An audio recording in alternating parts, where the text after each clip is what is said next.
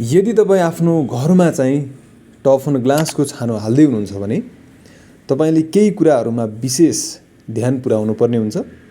आज हामी छोटो वेमा त्यही कुरामा विशेष कुरा गर्छौं। नम्बर 1 मा हिट एन्ड इम्प्याक्ट रेजिस्टेन्स, मतलब कि तपाईले पानी पर्ने ठाउँमा होस् अथवा घाम पर्ने ठाउँमा, असिनाहरू पर्ने ठाउँमा पनि यसलाई सजिलै यसको छानो हाल्न सक्नुहुन्छ। दोस्रोमा छ कटिङ एन्ड ड्रिलिङ।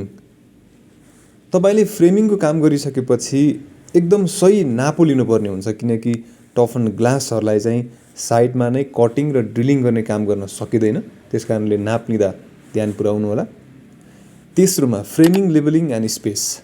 तपाईले फ्रेमिङ जुन दिनुहुन्छ त्यो कतिको लोड लिन सक्छ सक्दैन, त्यसकारणले त्यो तपाईको चाहिँ साइट सुपरभाइजर जो हुनुहुन्छ उहाँहरूसित परामर्श लिनु होला र तपाईले चाहिँ फ्रेमिङहरू कतिको स्पेसमा हाल्नुहुन्छ, तपाईलाई चाहिएको अनुसारले राम्रो देखिने हिसाबले त्यसलाई लेभलिङ गर्नु होला, त्यसको स्लोपहरू मेन्टेन गर्नु होला ताकि पानी पनि नजमोस् त्यसमा।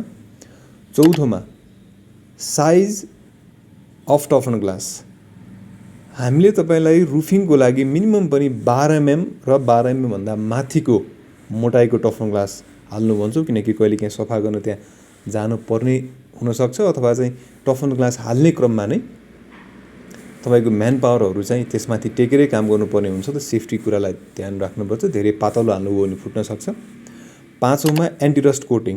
तपाईले फ्रेमिङ गरिसकेपछि फ्रेमिङको ड्युरेबिलिटी बढाउनुको लागि तपाईले त्यसमा चाहिँ एन्टी-रस्ट खिया लाग्न नदिने जस्ता चाहिँ केमिकल कोटिङहरू गर्नुपर्छ। मार्केटमा इनामेल्सहरू विभिन्न पाउँछ, रेड अक्साइडहरू पनि पाउँछन् एज अ प्राइमर। छैटौँमा फ्री एक्सपान्सन ग्याप। टफन ग्लासलाई तपाईले जोडेर कहिले पनि नहाल्नुहोस्। इन्भाइरोमेन्टको इफेक्टले गर्दाखेरि त्यसमा क्र्याक आउन सक्ने, ग्याप देख्न सक्ने हुन्छ, जस कारणले डिफेक्ट अथवा चाहिँ पानी लिक हुने सम्भावना हुन्छ।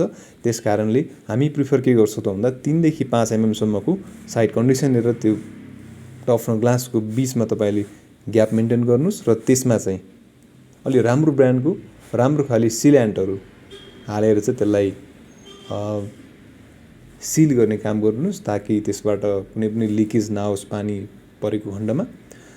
र सातौँमा छ इनफ म्यान पावर। टफन ग्लासलाई लिफ्ट गर्न अलि हेभी हुन्छ र यो धेरै हाइटबाट खस्दा फुट्ने पनि चान्स बढी हुन्छ। त्यसकारणले गर्दाखेरि मिनिमम 7-8 जना मान्छेहरू चाहिँ चाहिन्छ यसलाई लिफ्ट गर्न र लेआउट गर्नको लागि। र आठौँमा अर्को महत्त्वपूर्ण कुरा के हो त भन्दा टफन ग्लास सडन ब्रेकेज। अब यो कसरी फुट्छ तपाईँ हामीलाई थाहा छँदैछ।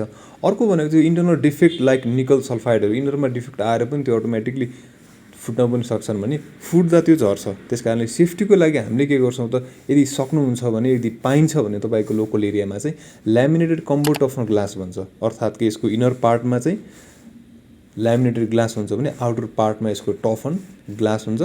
यो कम्बो टफन ग्लासको छान राख्दाखेरि चाहिँ तपाईँ कम्प्लिट 100% सेफ साइडमा हुनुहुन्छ, किनकि यसलाई यत्तिकै ब्रेकेज अथवा यो यत्तिकै फुट्ने जस्तो चाहिँ हुँदैन।